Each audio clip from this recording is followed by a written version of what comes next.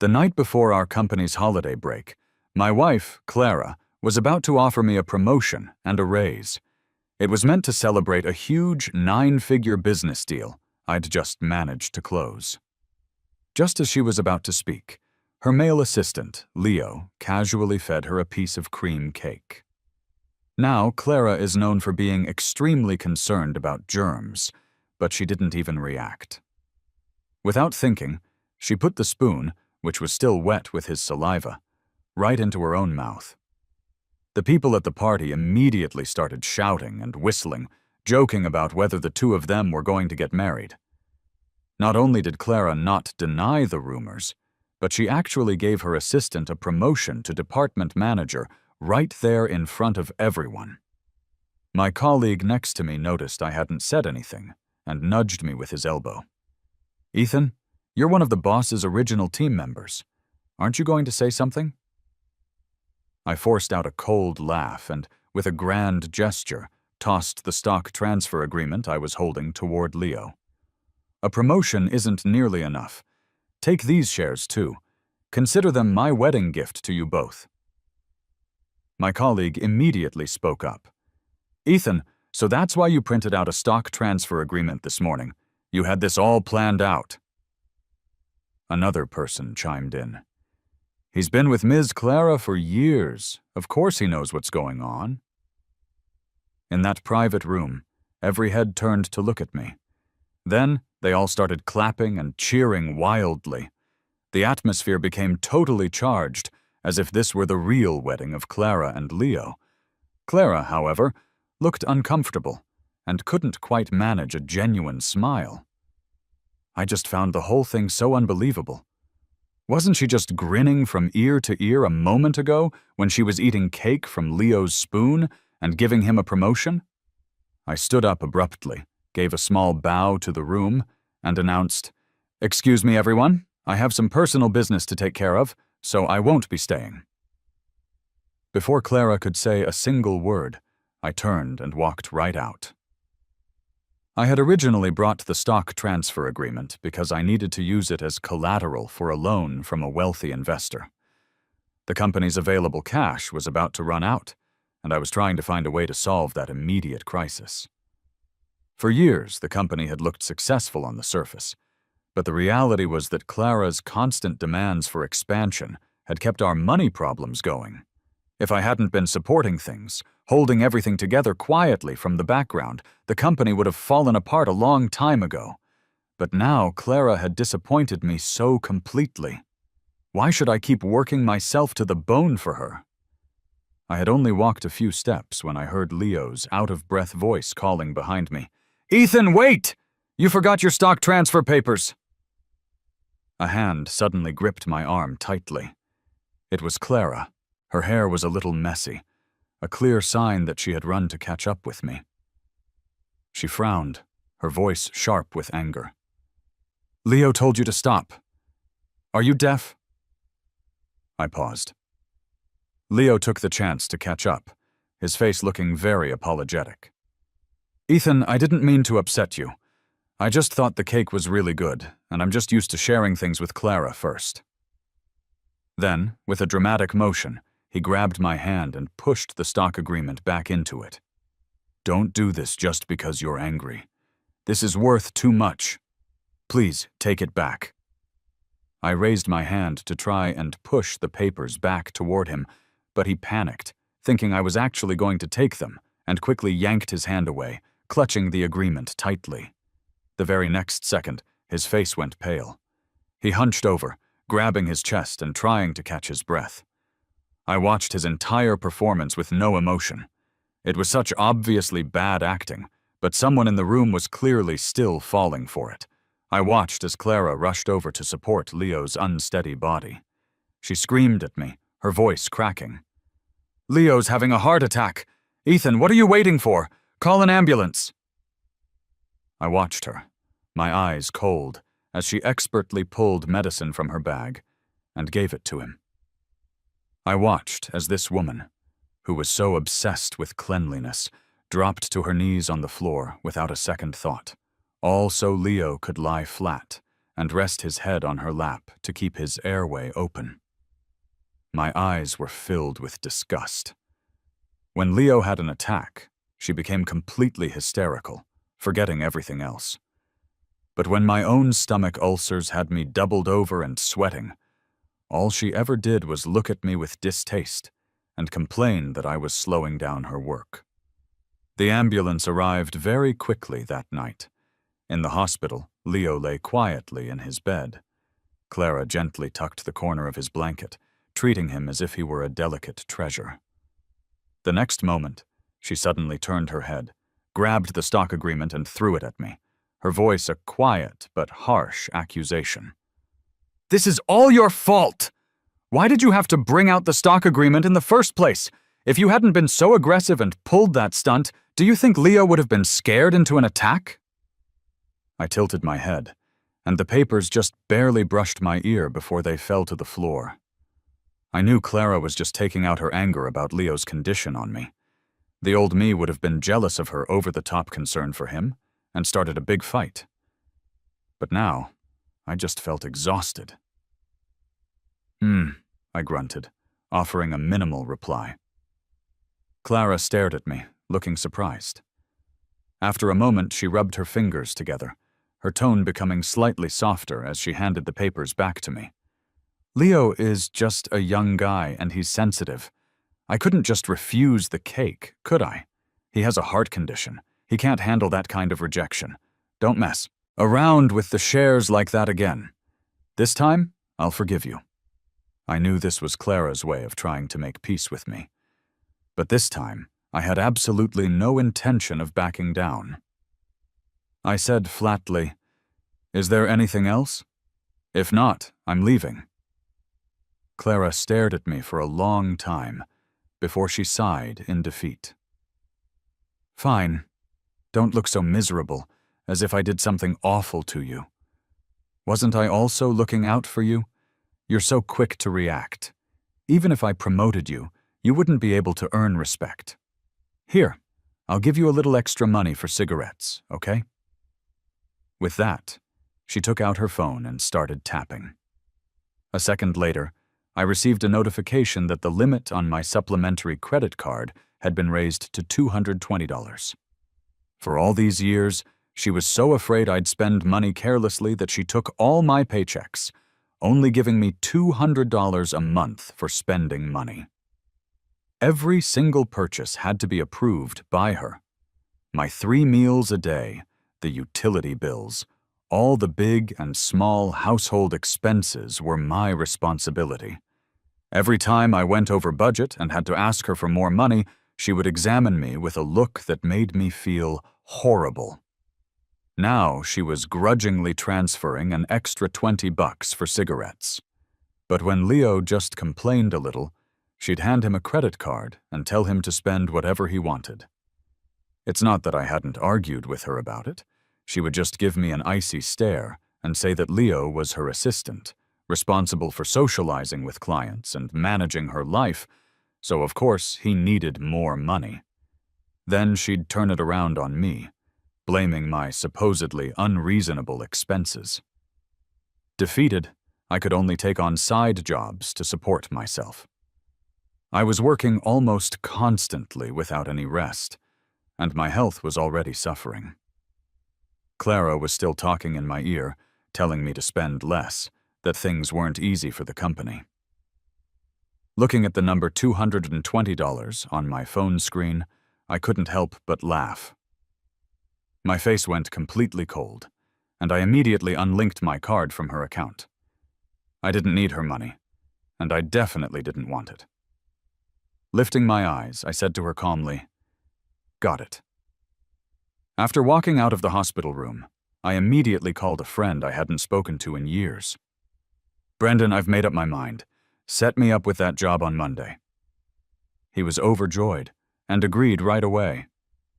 He went on and on about how great the conditions were at the major tech firm he worked for overseas and how they would welcome a talent like me. The sun had set by the time I finally hung up the phone, a small smile on my face. He was right. If I had accepted his invitation to start a business overseas back then, I might not be a huge millionaire now, but I'd at least be successful. For 10 years, for the sake of Clara's company, I had turned down countless offers from major firms, taking the lowest salary to do the most work. It was a complete waste of my youth. Now I was tired, and I just wanted to live for myself. When I got home, I quickly packed my things. Besides some basic necessities, I really didn't have anything of my own. I was practically a guest in this house. All the valuable items in the house were locked up by Clara. From the safe with her jewelry to the closet with her designer dresses, she protected everything from me as if I were a thief. In a desk drawer, a gaming console buried at the very bottom caught my eye. I had bought this console back when Clara and I were just starting the business. We had made a good amount of money, and in a moment of excitement, I bought it to reward myself. But I'd barely played it a few times before Clara said I was losing my drive because of video games, and that it was bad for the company's growth. If she told me not to play, I wouldn't touch it. In my mind, her commands were like invisible locks.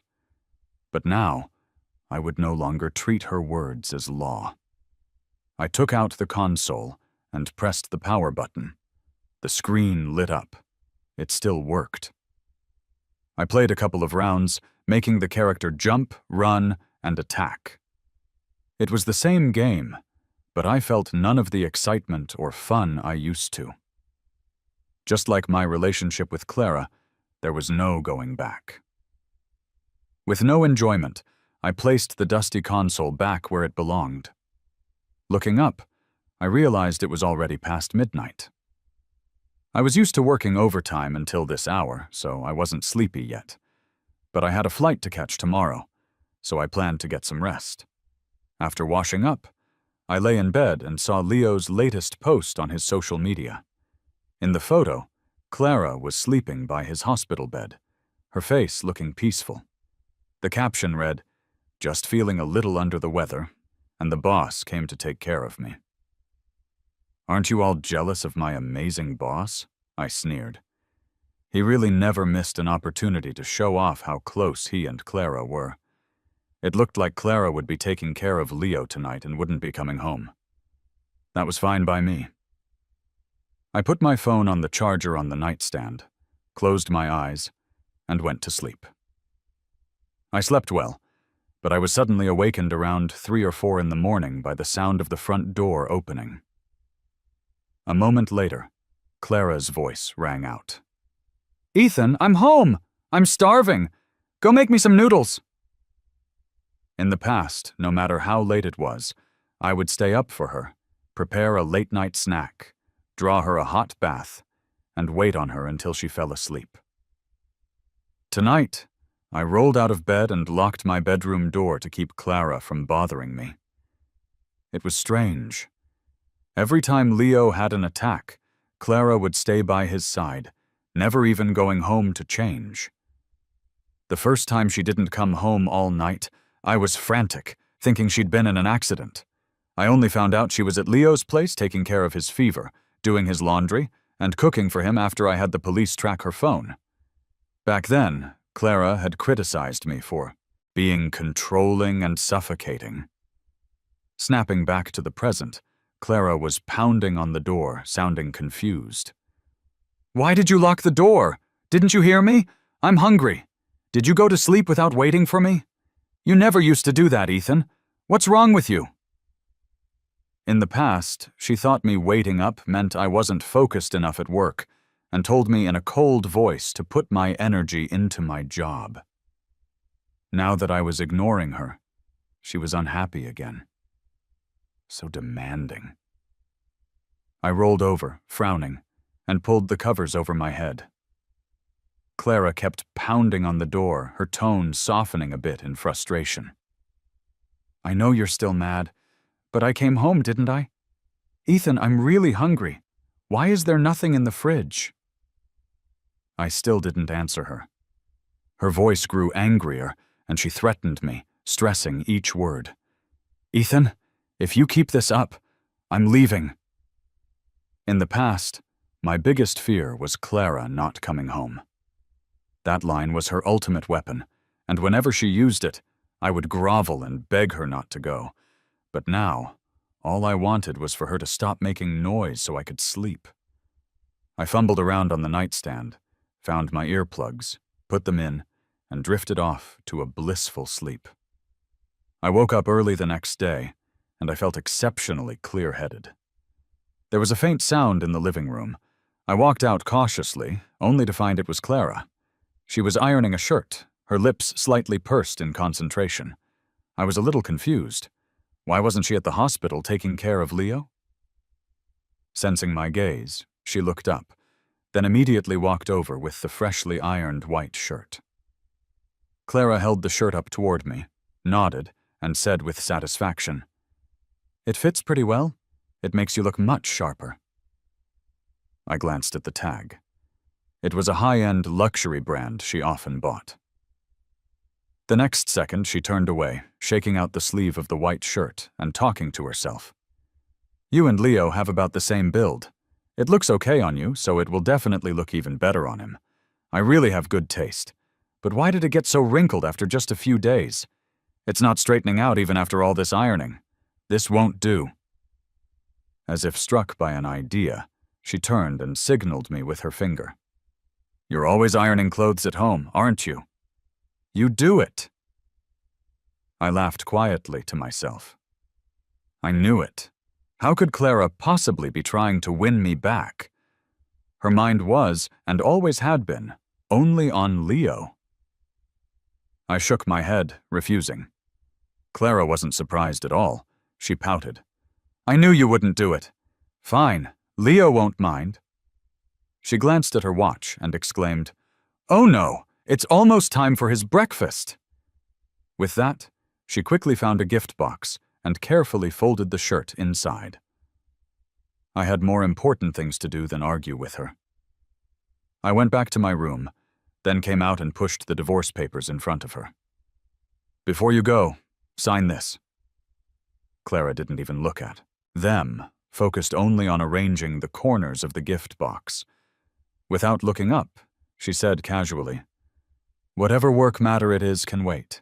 I have to get to the hospital to take care of Leo. I'm busy." I firmly blocked her path and held the divorce papers out to her. "It won't take you a minute." Clara frowned slightly, finally glancing at what I was holding. The next second, her eyes narrowed sharply, but she quickly seemed to regain her composure, her brow furrowing with impatience as she snapped, "Ethan, I give you an inch and you take a mile. You're going to divorce me just because I ate a bite of cake yesterday? You've gotten older all these years, but not any smarter." I shook my head and continued to hold the papers out to her, saying firmly, "Let's get a divorce. That way you can make things official with Leo, right?" "Ethan!" Clara was truly furious now. She snatched the divorce papers and tore them to shreds. "I told you Leo and I have a completely professional relationship. Can't you understand simple language? I'm telling you, if you keep this up, the celebration party is off, and you can forget about your promotion and raise." She didn't give me another chance to speak, just turned and stormed out. I made a sound of annoyance with my mouth. If that's how it was going to be, I'd just submit my resignation first. I opened my phone, and a flood of messages popped up. "Manager, you're not working overtime on Christmas Eve? How come you're not here yet?" "Well, this is rare, Ethan. I don't see you at your desk.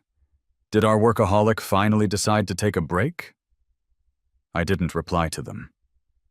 I submitted my resignation to HR first, then had a lawyer notarize the stock transfer agreement. I meant what I said. I was giving my shares to Leo as a wedding gift, and I wouldn't go back on my word. Not long after, a notification popped up on my work messenger. Resignation rejected.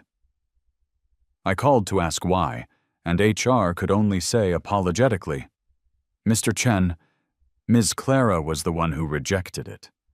There's nothing we can do. Ms. Clara sent a location. She said if you have any issues, you should go find her there." Sure enough, It was the hotel she and Leo often used. By the time I arrived, the private room was already in full swing. "You're so young and promising. The future of the company rests on your shoulders. I'll toast to you, and I wish you and Ms. Clara all the best." I frowned deeply and threw open the door to the room. Inside, everyone was leaning in, clustered around Leo, who was seated at the head of the table. He was wearing the shirt Clara had brought him this morning, looking every bit the part of a refined professional. And pinned to his chest was a department manager name badge. The moment they saw me, all the clinking glasses and chatter stopped, as if time had frozen. Leo stood up, breaking the awkward silence. He walked over to me, grabbed my hand like we were old friends, and led me toward the table with a smile. "Ethan, what took you so long? I've been waiting for you. Come on, have a seat." I laughed scornfully and shook his hand off. "Have a seat?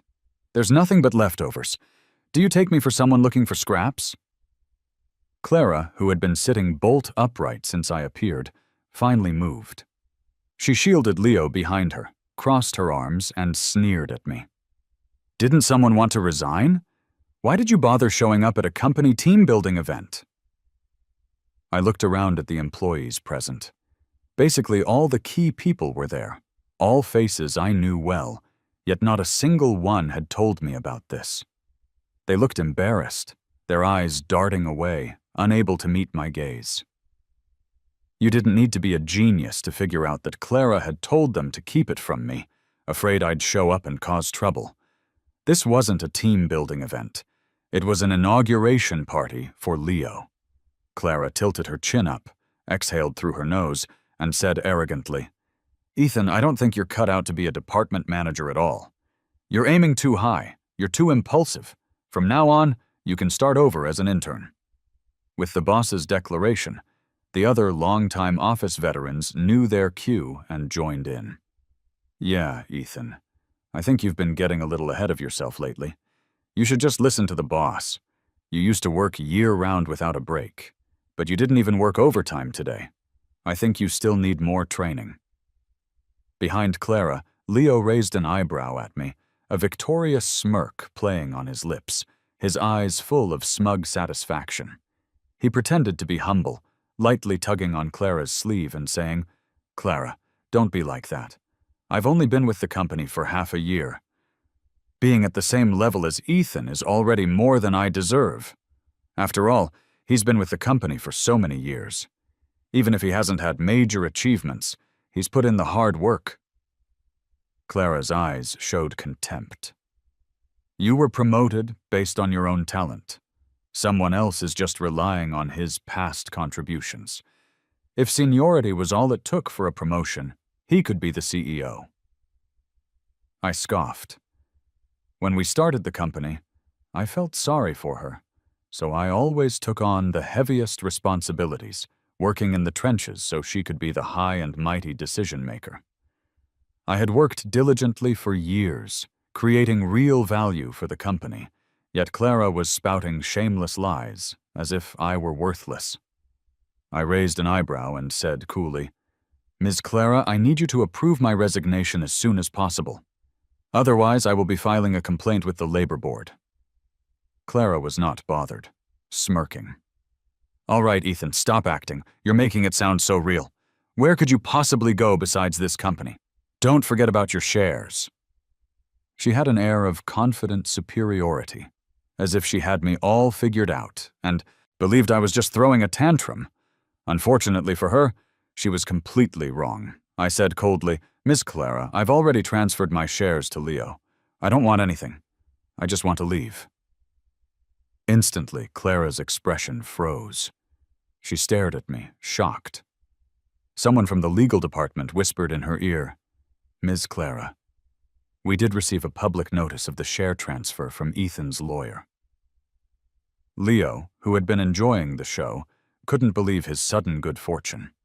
His eyes lit up, and he pretended to be modest with a flushed face. "Ethan, don't give me your shares just because you're angry. Quick, how can I give them back to you?" I almost laughed at his pathetic performance.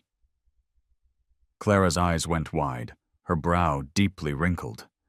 She looked lost, as if faced with an unsolvable problem. It seemed she was finally realizing it. This time, I was absolutely set on leaving.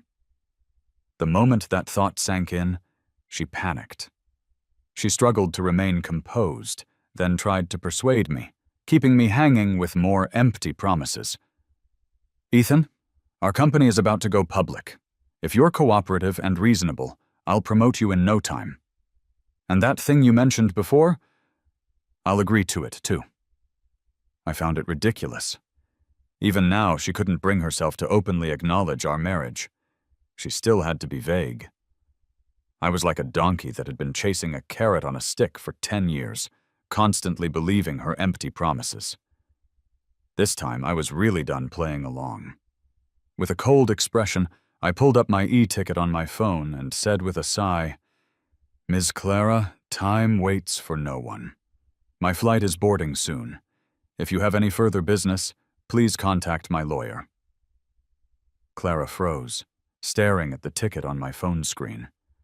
Her lips trembled, and her eyes gradually lost focus. But Leo let out a little, "Huh? Ethan, where are you going? I thought you were from here. Are you planning a trip for Christmas? You bought tickets a while ago?" His words seemed to snap Clara back to reality. As if remembering something, she looked at my phone and suddenly reached out to grab it. I straightened my arm, holding the phone high above my head, and asked, "Hey, Ms. Clara, what are you doing? Trying to steal someone's things?" Clara bit her lip, her eyes darting around, but she said with forced confidence, "You're hiding your phone from me because you're afraid I'll find out the ticket is fake, aren't you?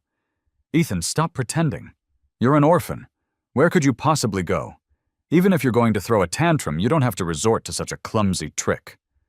So she thought I was pretending to have bought a plane ticket just to make a point. I smiled with contempt. "Sorry, Ms. Clara, but I'm going overseas, and I'm never coming back."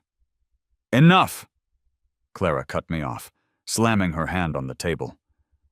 Wine splashed over the back of her hand. Normally, she would have looked disgusted and rushed to the bathroom to wash it, not stopping until she'd used half a bottle of soap. But now she stood there, as if she felt nothing, her eyes fixed on me. Her chest was heaving. For some reason, she let out a sudden sigh, and her tone softened. "All right, I took the joke too far today. How could I possibly demote you? Ethan, you really can't take a joke. You closed a 9-figure deal a few days ago, and we still haven't decided how to reward you. After the Christmas holiday, I'll throw you a huge, proper celebration. How about that?" The others exchanged confused glances. They didn't understand why Clara, who was always so professional and distant with me, was suddenly so desperate to make me stay. Still, they reluctantly joined in. Ethan, think it over. You've been with the company for so many years. There's no need to be in such a hurry to leave, right?" "Yeah, Ethan. Everyone was just joking around earlier. Cool off. We all enjoy working together, don't we?" I looked at Clara. She had a look of strained patience. Her fingers clenched into a fist so tightly her knuckles were white. I knew that for her, this was a rare act of giving in, of showing weakness. In all these years, she had never yielded to me like this. But she didn't know that my decision to leave was harder than a diamond. I shook my head and turned to go. But Clara grabbed a glass of red wine from the table and threw it all over me. She snapped, "You stay right there. You're not leaving until you explain yourself properly." Cold wine drenched me. I blinked and wiped my face. How had I never noticed what a volatile temper Clara had? Leo gasped and hurried over with a napkin from the table, playing the helpful guy. "Ethan, are you okay? Clara just has a sharp tongue but a soft heart. She doesn't want to lose a talent like you. That's why she's being so impulsive. Just give in and apologize to her." Apologize to her? In her dreams. I sneered inwardly. I glanced at the napkin Leo was trying to use to wipe me down. It was covered in food stains. This outfit was a complete loss. Instantly, a vein throbbed in my forehead, and my head started ringing. I must have had the worst luck in the world to end up with these two strange people. Especially Clara. Was she blind? How could she fall for a scheming little creep like Leo? I shoved Leo aside and looked at Clara mockingly. What? Can't handle losing, Ms. Clara? An employee isn't even allowed to resign? My push sent Leo stumbling back a couple of steps. Normally, Clara would have rushed to steady him and whisper words of comfort. But now her eyes were fixed only on me. Leo bit his lip, then, unwilling to be ignored, threw himself backward, his lower back slamming into the edge of the table. He cried out in pain and collapsed onto the floor. That finally got Clara's attention. The next second, she slapped me across the face. She didn't hold back. My cheek immediately went numb and started to swell. I licked the inside of my mouth where my teeth had cut it, the faint, sweet taste of blood spreading across my tongue. After slapping me, Clara rushed to Leo's side, her voice soft as she asked him what was wrong. Leo, his eyes gleaming with triumph, lay in her arms and played the victim. "It's nothing, Clara. It's all my fault. I tripped on the rug and fell. It has nothing to do with Ethan. Please don't blame him." I could no longer contain my rage. I dropped all the fake, polite behavior. I said coldly, "Clara, are you blind? You can't even see him faking an injury? Only a fool would work for a boss like you." Clara didn't see anything wrong with her actions. Her eyes were full of disgust. "Ethan, Leo is kind-hearted, and you want to use that as an excuse to get off the hook? Don't even think about it. I'm telling you, if you don't apologize to Leo today, this isn't over between us." "Oh?" I said, asking her how it wouldn't be over. Suddenly, she was consumed with fury, apparently forgetting about the crowd of employees watching, and yelled, "If you don't apologize, I'll divorce you!" Instantly, everyone in the room was stunned and began whispering among themselves. "Ms. Clara and Ethan are actually married? Who would have guessed? I've never seen them wear rings. I thought they were both single. But Ethan did say once that he was in a relationship. Then what's the deal with Leo?" Even Leo looked surprised, grabbing Clara's arm. "Clara, what's going on? Are you and Ethan really husband and wife?" As soon as the words left her mouth, Clara's face went pale. She knew she'd said the wrong thing, but she had too much pride to back down now. She just stiffened her neck and continued to confront me. "Ethan, aren't you going to apologize?" I mentally rolled my eyes. What a joke. Even at this point, she didn't have the courage to just say yes. But she had the nerve to threaten me with divorce. The old me probably would have been terrified by that. After all, my dream had once been to love her until we were old and gray, and I worked tirelessly toward that. So every time she mentioned divorce or separation, it was like she had me trapped. I'd do whatever she said, terrified of making her angrier. But the me of today couldn't care less. In fact, I thought it was great. Perfect.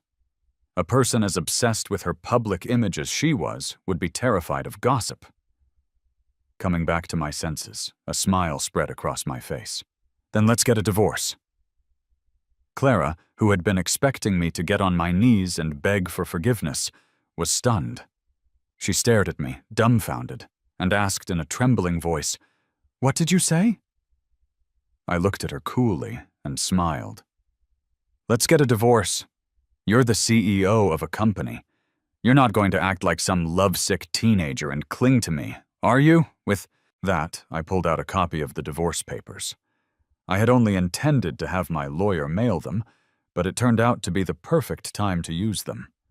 Looking at the papers in front of her, then looking at the stares from everyone around us, Clara's fingers began to tremble. She opened her mouth, then swallowed whatever she was about to say. Fine. I'll sign. Don't you regret this? Although Leo didn't know exactly what was happening, my divorcing Clara was definitely a good thing for him.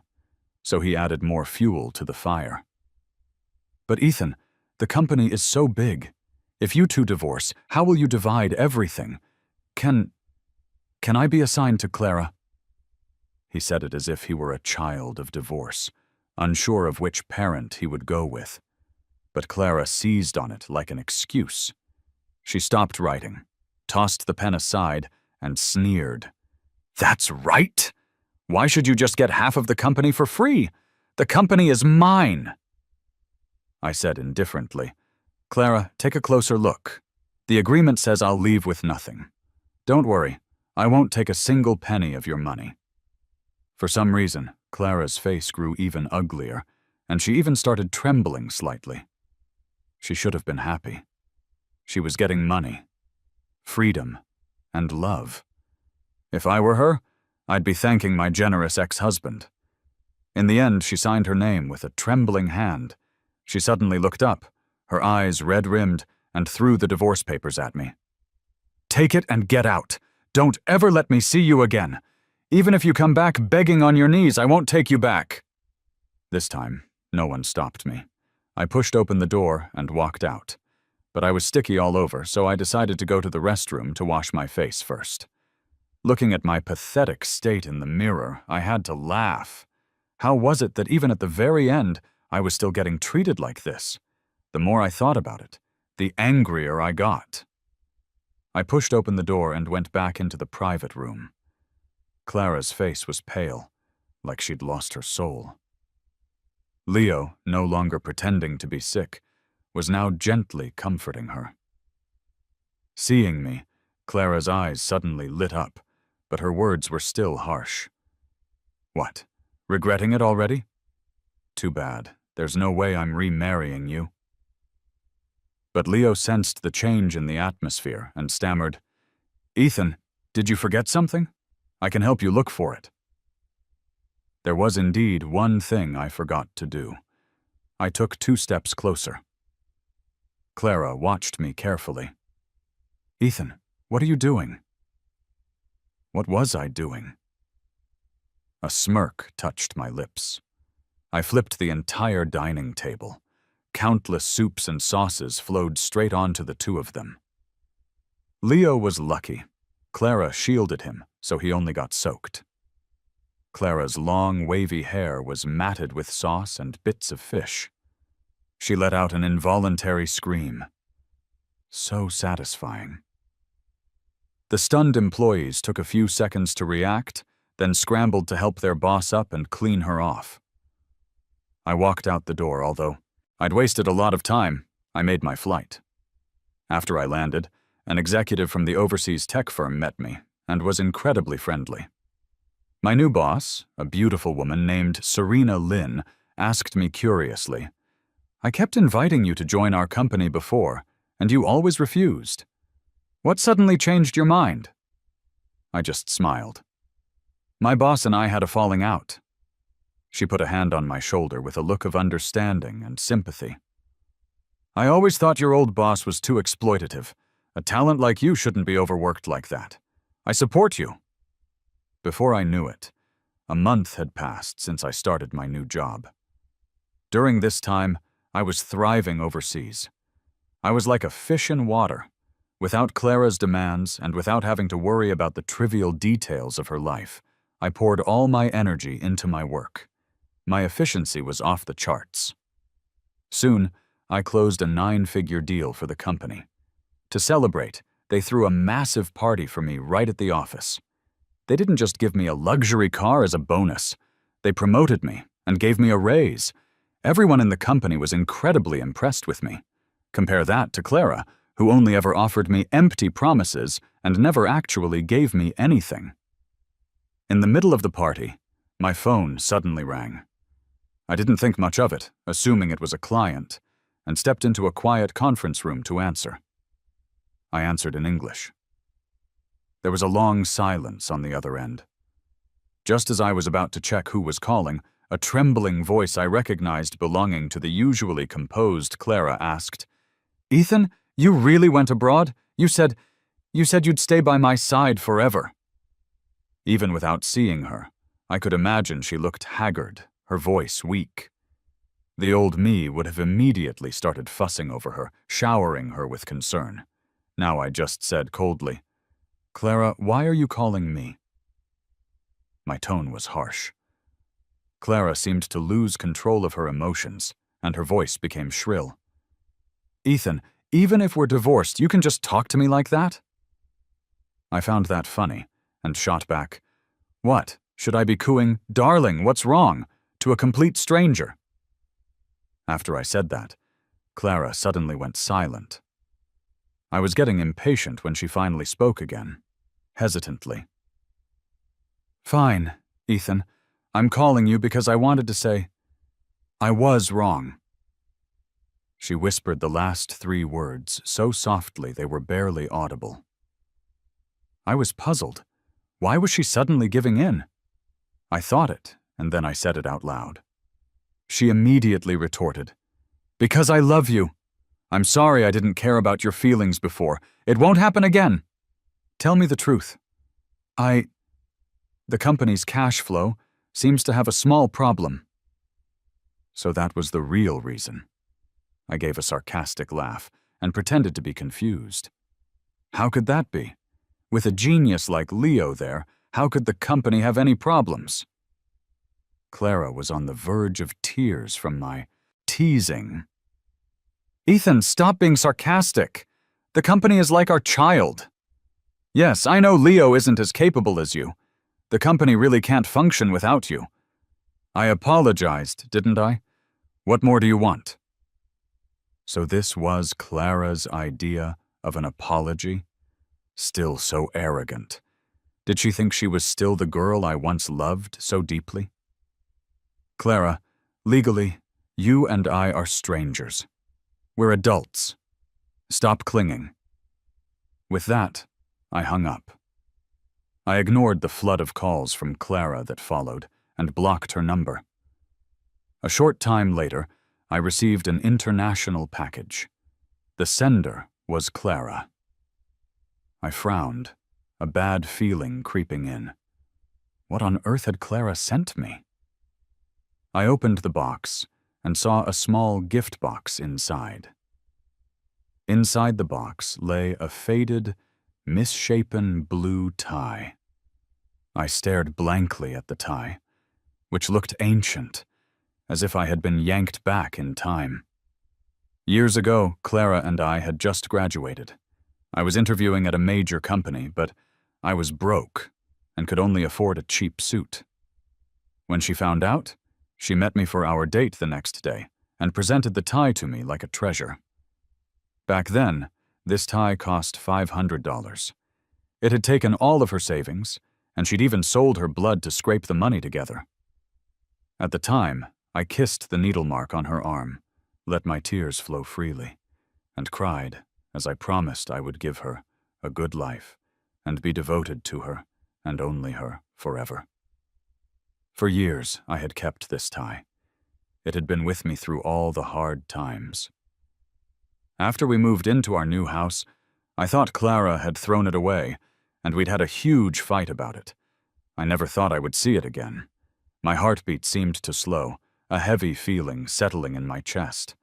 I knew this was Clara's tactic to try and force me back, but what she didn't know was, when love is gone, what's the point of these lifeless objects? I set the tie on fire, a funeral pyre for my dead love. I briefly unblocked Clara. She immediately sent me a message in a triumphant tone. "I found the tie. Stop messing around and come back." My reply was a video of the burning tie. Then I blocked her again. The next day, I went to work as usual. But in the coffee shop by the entrance of the building, a familiar figure waved at me. I rubbed my eyes, realizing it wasn't a hallucination. Clara? What was she doing here? I frowned, about to quickly go into the building to avoid her, but she had somehow already appeared behind me, grabbing my arm. "What? You have the guts to burn our memento but not to face me? Her voice drifted over, strangely rough. My head started to ache. I had no choice but to message my boss and request a day off. Then I followed her back to the coffee shop. I got straight to the point. I don't have any money, and I'm not going back. Clara was taken aback, her chest heaving with anger. But she was wearing huge, oversized sunglasses that covered half her face, so I couldn't read her expression. I pointed at her glasses and raised an eyebrow. Clara, is it polite to talk to people while wearing those? Clara bit her lip, seemed to hesitate for a moment, and then took off the sunglasses. The moment she did, I knew why she'd been wearing them. Her eyes were swollen like walnuts. It was obvious she had been crying all night, which explained her rough voice. In all these years, she had always been so strong. I had never seen her cry. I found it a little strange, but I wasn't so arrogant as to think she was crying like this because I burned the tie, so I ventured a guess. Did Leo break up with you? Clara sat bolt upright and gritted her teeth. What does he have to do with this? It's all your fault. She deflated like a punctured balloon, suddenly clutching her head in something like a breakdown. Ethan, please stop this, okay? I came all the way here to find you myself. Isn't that enough sincerity? There's so much going on at the company. Without you, I really don't know what to do. She grabbed my hand, her eyes welling up with tears as she promised, Ethan, I truly realize my mistake this time. I'll never yell at you again, and I'll stop seeing Leo. From now on, I'll be good to you. I yanked my hand away, feeling a chill run down my spine. She was really pulling out all the stops to trick me into going back and cleaning up her mess. But I knew that for her to be this desperate, the company must be on the verge of collapse. There was no way I was going back. Clara, when you say you'll be good to me, you mean you want me to help you pay off the debts of a bankrupt company, right? Clara's eyes widened. What nonsense are you talking about? The company isn't bankrupt, it's fine. I had Leo watch over it for me. As soon as she finished speaking, her phone, which was sitting on the table, rang. It was the finance department. She frowned, clearly not wanting to answer. I swiped to answer for her. On the other end, the person from finance sounded panicked. Ms. Clara, we have more creditors at the door today demanding payment. There's really no money left in the company accounts. A lot of our receivables haven't come in, and the cash flow is completely frozen. We might have to declare bankruptcy. A tremor ran through Clara's body. She clutched her head, looking unsteady, and sank back into her seat. I said mockingly, You actually dared to let that idiot Leo run your company? Clara didn't react. She had clearly lost the ability to think, stunned into silence by the massive blow.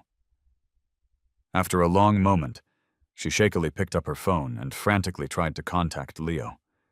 She muttered to herself, No, Leo wouldn't do this. Of course, none of her calls went through. Her face was ghastly, paler than a patient in the ICU. I glanced at my watch and realized it was already noon. I stood up and straightened my clothes. I suggest you head back quickly. Wasting your time here with me won't do. Anything to save your company! The moment I turned, Clara's hand shot out and grabbed my sleeve. Ethan, I'm begging you! The words seemed to take all the strength she had. Without hesitation, I shook her off. She didn't follow me. After that, I never saw her again. I only occasionally saw her in the news. Her company had declared bankruptcy, and she looked disheveled, as if she had aged 10 years. A year later, I returned to the country with my boss to sign a contract. My beautiful boss, Serena Lynn, was now my new girlfriend. We had endless things to talk about. She was always gentle, considerate, and supportive, understanding everything about me. Gradually, we fell for each other. She knew about my past with Clara and held me with sympathy, saying that if it were her, she would never have betrayed my love. Serena was excited about everything back home, but her favorite thing was visiting the night markets and eating street food. And I loved seeing her eyes light up when she ate something delicious. I found it so adorable. I just wanted to pull her into my arms. That day, after Serena and I signed our contract, we went to another night market. Her eyes lit up as she pointed at a stall in excitement. Grilled sausage! Even though we'd eaten everything under the sun these past few days, she still had the same enthusiasm. I smiled and walked up to the stall, asking how much the sausages were. The vendor didn't reply. I thought she hadn't heard me, so I asked again gently. This time she spoke. $5 apiece. My hand holding my phone to pay froze. That familiar voice. The vendor was wearing a black mask, her dry, messy hair falling around her ears. Her hands were covered in cuts and scrapes, and her apron was splattered with grease. I couldn't believe it. This couldn't be the same Clara who was once so obsessed with cleanliness. Noticing I had been staring at the vendor for too long, Serena pinched my cheek. Honey, what's wrong? Clara flinched, lowered her head, and handed me the sausage. Serena reached for my hand and took a bite, mumbling with her mouth full that it was delicious. I paid Clara with my phone. I didn't say another word to her.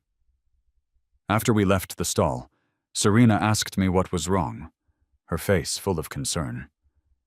I hesitated for a moment, then told her that the vendor was Clara. Serena's eyes widened. She seemed to think of something, then started humming a little tune and said, "Don't be sad. She deserves it. In a way, I should thank her for letting you go. Otherwise, I would never have gotten to be with you." I stopped her from going back to give Clara more money and chuckled.